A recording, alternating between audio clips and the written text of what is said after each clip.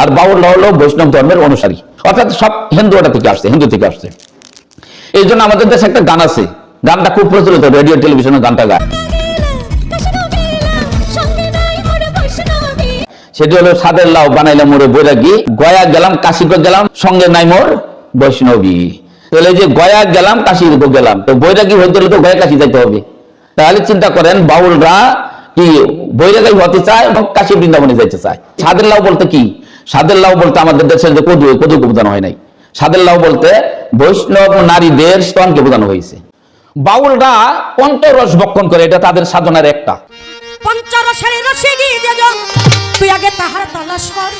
পঞ্চরসের মধ্যে হলো মল মূত্র মানে পায়খানা প্রস্রাব, ঋতু রক্ত, আর স্ত্রী রতি, আর পুরুষের বীর্য। এই পাঁচটাকে তারা একটা তেনার মধ্যে রাখা নির্দিষ্ট একটা দিন ওইটা নিয়ে ওইটা পানিটা করে কাছে ওটা এক প্রকার করেঙ্গা, তাদের একটা ইয়ার বস্তুর নাম, ওই করেঙ্গায় তারা রেখে দেয়। নারী পুরুষ একাত্র হয়, ওই সময়ের ভিতরে একে অপরের জিহ্বার মধ্যে ওই জিনিসটা দিয়ে লেনদেন করে। বাউল হইতে হলে পরের বউ নিয়ে কুকীর্তি করা লাগবো, যত কুকীর্তি করবো তত সে বড় সাধক হবো। এটা আমার কথা না ভাই, এটা বাউলের গানে উল্লেখিত হয়েছে। দেখেন, পাত্রযোগ্য হলে হবে পরকীয়ার রস আস্বাদন। প্রকৃত বাউল বা সাধক হতে চাও তাহলে পরকীয়ার আস্বাদন করবা, মানে পরের নারীকে নিয়ে খেলাবা, কুকীর্তি করবা। গানের মধ্যে লেখা আছে পরকীয়া রতি করহে আরতি সেজে ভজন সার। বাউলরা এইগুলো পঞ্চরস খায়। বাউল অধিষ্ঠিত এলাকা হলো নদিয়া। ওই এলাকাতে একজন বিখ্যাত পুঁথি সাহিত্যিক ছিল, নাম ছিল মুন্সি ফসিহুদ্দিন। বাউলটা কি করে তিনি এই সম্পর্কে তিনি পয়রে লিখছেন।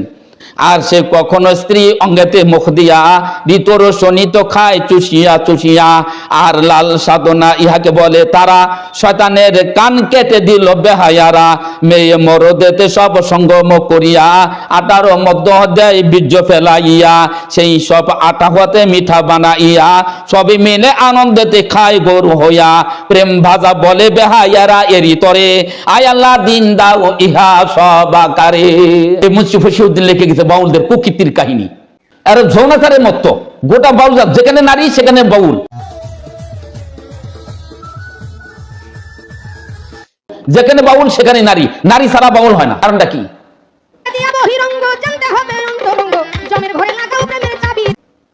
তার মানে নারী আর পুরুষের যৌনাচারের কামি হলো তাদের। কারণ এরা বেড়ে নেয় আর গান দেয়। কারণ আমাকে এরকম অনেক প্রস্তাব দিচ্ছে অনেক বাউলরা। বাউলরা শুক্রকে রস বলে এবং রসকে বলে অমৃত বা সুধা। একটা গান আছে, পুরুষ যদি প্রেম সুধা রস পান করিলে হেপারে ভালো মানুষ পাগল হয়।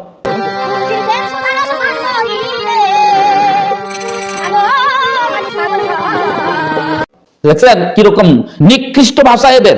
পায়খানারে বলে অজর, মূত্রকে মানে প্রস্রাবকে বলে রাম রস, নাকে বাম ছিদ্র আছে এটাকে তারা বলে চন্দ্র, তারপরে ডান ছিদ্রকে কি বলে সূর্য, এবং মুখকে তারা বলে লঙ্কা, দন্তকে কয় দশানন, লিঙ্গ এবং গুজ্জদের মধ্যে স্থানকে গয়েন্দ্রিয় বলে। এবার লিঙ্গর যে দ্বার দিয়ে শুক্র নিগৃহীত হয় তাকে দশম দ্বার কয়, এবং রক্ত এবং রসের সমন্বয় সৃষ্টিকে রজ বলে।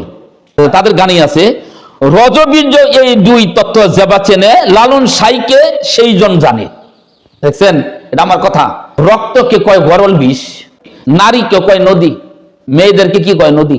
এর জন্য তাদের একটা গান আছে, নদীতে পড়ে 3.5 নৌকা শেষ, সেই নদীর মাঝখানে ভাই 3 কোনা 100, সেই নদীর চৌদিকে ভাই ভয়ঙ্কর জঙ্গল।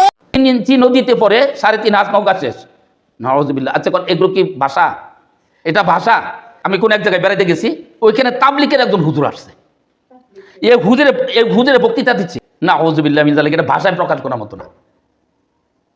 মানে মেয়েদের গোপন অঙ্গটা কতটুকু এটার মাপ সে বলতেছে, আর মূর্খ মুসল্লিদের চাইতে শুনতেছে।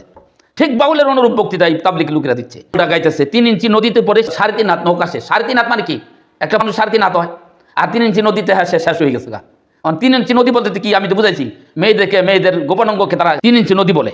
এরপরে এরা বলতেছে যে সেই নদীর মাঝখানে ভাই 3 কোনা 100 অথবা ভয়ঙ্কর জঙ্গল। এটা আর প্রকাশ করলাম না, এটা আপনারা বুঝে নেবেন। যদুসা নিজেই বলছে রজবীর্য এই দুই তত্ত্ব যাবা চেনে, লালন সাইকে সেই জন জানে। লালনকে জানতে চাইলে মেয়েদের হায়েস নাফাস আর পুরুষদের বীর্য, এই মলমূত্র, এগুলো শিখতে হবে, জানতে হবে, তাহলে লালনকে জানা যাবে।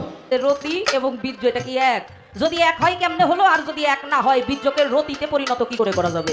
সর্ব হইয়া দংশন করো, উজা হয়ে যাও, তুমি হাকিম হইয়া হুকুম করো, পুলিশ হইয়া ধরো, সর্ব হইয়া দংশন করো, ওঝা হইয়া ঝাড়ো। আচ্ছা না, তার মানে হাকিমও তাদের ভগবান, তারপরে পুলিশ তাদের ভগবান, সর্প এবং উজা সবই তার ভগবান, সবই তার আল্লাহ স্রষ্টা, নাউজুবিল্লাহ। তাদের যে ভগবান, ভগবান কখনো স্ত্রী রূপে আসে, কখনো স্বামী রূপে আসে, কখনো পিতার রূপে আসে, কখনো ছেলে রূপে আসে, কখনো ভাই রূপে, কখনো বান্ধবী রূপে, এবং কখনো কখনো কি মানুষ রূপে। একবার হয় উজা, একবার হয় সাপ, একবার হয় পুলিশ, আর একবার হয় চুর। বিভিন্ন রূপে আনাগোনা করে। তাদের একটা গান আছে, গানটা কি? এই মানুষে সেই মানুষ আছে, এই মানুষে সেই মানুষ আছে, এই মানুষে মানে আমি যে মানুষ, আমার মধ্যে সেই মানুষ আছে, মানে আল্লাহ আছে, ভগবান আছে। এই মানুষে আল্লাহ আছে, কানার কোন দেখে না। দেখছেন, এই মানুষে সেই মানুষ আছে। কবিদের কলম হইল আল্লাহ আরশ, কুলুবুল মুমিনিন আরশুল্লাহ। আল্লাহর আরশ নাকি মানুষের কল্পের ভিতরে। আল্লাহ বলছে আর রহমানি আরশ ইস্তাওয়া, সকল সৃষ্টির সবচেয়ে বড় সৃষ্টি হলো আরশ। সেই আরশের উপরে আর রহমান আরশ ইস্তাওয়া, সেই আরশের উপরে আল্লাহ রাব্বুল আলামিন থাকেন। আরশের সাথে লেগে নয়।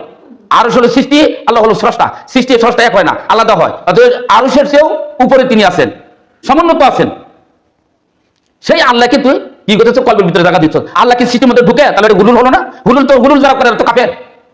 আল্লাহ তোর কলবে আসলে তো তার হাজার হাজার কল্প আছে, কোটি কোটি কল্প। তাহলে আল্লাহ কল্প যত, আল্লাহ তত, যত কালা তত আল্লাহ। আল্লাহ কখনোই সৃষ্টির মধ্যে প্রবেশ করে না। এই মুসলমান বলে আল্লাহ, হিন্দু বলে ভগবান। তারে মুসলমানে বলে আল্লাহ, তারে হিন্দু বলে ভগবান। এই ভগবান আর আল্লাহ এক জিনিস। আল্লাহর কি স্ত্রী আছে, স্ত্রীলিঙ্গ আছে? নাই। আল্লাহ এমন একটা নাম, আল্লাহ কোন শব্দ থেকে উৎপত্তি না। আল্লাহ এমন একটা নাম, তার ভিতরে কিছু প্রবেশ করতে পারে না, বেরোতে পারে না। আল্লাহর জাতি নাম হলো আল্লাহ। কিন্তু ভগবানের ভগবতী আছে, বউ আছে। তাহলে আল্লাহর ভগবান এক জিনিস হলো। তাহলে মুসলমান যাকে আল্লাহ বলে, হিন্দুরা ভগবান বললো কেমনে? হিন্দুরা তো মানুষকে ভগবান বলে, আমরা কোনো মানুষকে আল্লাহ বলি? মিথ্যুক। আল্লাহকে তারা বলে গুরু, আবার বলে অধর মানুষ, ভাবের মানুষ, ভাবের মানুষ, সোনার মানুষ, মানুষ বুঝলে সোনার মানুষ, সহজ মানুষ, সবুজ মানুষ, মনের মানুষ। একটা গান আছে না, মিলন হবে কত দিনে, মিলন হবে কত দিনে আবার মনের মানুষের সনে।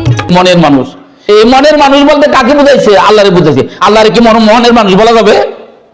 আল্লাহকে কি সাই বলা যাবে? অথচ আল্লাহ রাব্বুল আলামিন বলছে ওয়ালিল্লাহিল আসমাউল হুসনা ফাদউহু বিহা, আর আল্লাহর জন্য রয়েছে সব উত্তম নাম, কাজেই সেই নাম ধরেই তোমরা ডাকো। বাউলরা গুরুবাদে বিশ্বাসী। গুরু মানে কি? আমাদের যে গুরু, আমাদের যে টিচার, আমাদের যে শিক্ষক, আমাদের যে উস্তাদ, এটা না, এগুলো না। তাদের গুরু মানে ভগবান অথবা ঈশ্বর। মানুষ নিষ্ঠা যায়। এজন্য তারা নিজেই গানের মধ্যে বলছে জগৎ গুরু চিনতে গেলে মানুষ গুরু বুঝতে হয়, মানুষ গুরু হয়া কারে, জগৎ গুরু রয় নিরাকারে। গুরুকে মনুষ্য জ্ঞান যার, অধপথে গতি হয় তার।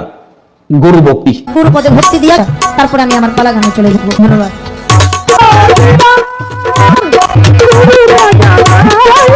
বুঝছেন, গুরুকে মানুষ জ্ঞান করা যাবে না। তুই রূপ দিলে রূপ দেখতে পাবি রে, পাবি খোদে মহাজন গুরু রূপ সাগরে ডুবে দেয় করে পাগল মন। গুরুকে স্রষ্টা জ্ঞান করতে হবে। এই যে দুনিয়া কিসেরও লাগিয়া এত যত্নে গড়াইছে সাই, এই যে দুনিয়া কিসেরও লাগিয়া এত যত্নে গড়াইয়াছেন এই যে সাই, এই সাই বলতে করে সৃষ্টিকর্তা আল্লাহকে বুঝাইছে। সৃষ্টিকর্তা আল্লাহকে বোঝানোর পর এবার দেখেন এই বাউলটা কি বলে, দেখেন বাহাস করিতে গিয়া বায়েতু হইনু, আমি অতি অবাজন লালন সাই বিনু। এক জায়গায় আল্লাহকে সাই বলতেছে, অন্য জায়গায় লালনকে সাই বলতেছে। তার মানে আল্লাহ সাই, লালনও সাই। কত বড় দৃষ্টতা! তার মানে লালন তাদের দৃষ্টিতে নবী, লালন তাদের দৃষ্টিতে গুরু অথবা সৃষ্টিকর্তা সাই। এজন্য লালন সাইজি বলে তারা। এক সময় বলে লালন সাইজি, অন্যদিকে আল্লাহরে কইতেছে এত যত্ন করা হয়েছে সাই। তা আল্লাহরও সাই বলতেছে, লালনও সাই বলতেছে। তাহলে দু জিনিস সাই। তাহলে আল্লাহ এবং লালনের মধ্যে পার্থক্য রইল কি? অতএব তারা মনে করে লালন নিজেই আল্লাহ, নিজেই নবী, নিজেই সব। বাউলরা যে নাস্তিক, এজন্য তারা গান বানাইছে, দুনিয়া খুঁজিয়া আজও ধর্মের সংজ্ঞা পাইনি সঠিক, তাই তো আমি সেজেছি নাস্তিক। দুনিয়া খুঁজিয়া আজ ধর্মের সংজ্ঞা পাইনি সঠিক, তাই তো আমি সেজেছি নাস্তিক। বাউল হতে চাও তাহলে ধর্ম ত্যাগ করতে হবে, ধর্ম থেকে বাউলগিরি করা যাবে না। ধর্ম ত্যাগ কি? এটা লালনের কথা আমি বলছি না ভাই, সেটা তোমার সেবা সারি আমি করিল সন্ন্যাস, বাউল হইয়া আমি কইল ধর্মনাশ। আমি মানে ধর্মকে নাশ করি আমি বাউল হইছি, আমি সন্ন্যাস হইছি। আরো স্পষ্ট করি, লালন নিজে বলতেছে, সব লোকে কয় লালন ফকির হিন্দু না যৌবন। লালন বলে আমার আমি না জানি সন্ধান, সবে বলে লালন ফকির হিন্দু কি জবান। মানে হিন্দু না মুসলমান, মুসলমান বলবে না, সে মুসলিম বলবে না, বলছে যৌবন। লালন বলে আমায় আমি জানি না সন্তান, মানে লালন নিজে করছে আমি কোন ধর্মের আমি নিজেই জানি না। তার মানে হিন্দু না খ্রিস্টান না বৌদ্ধ না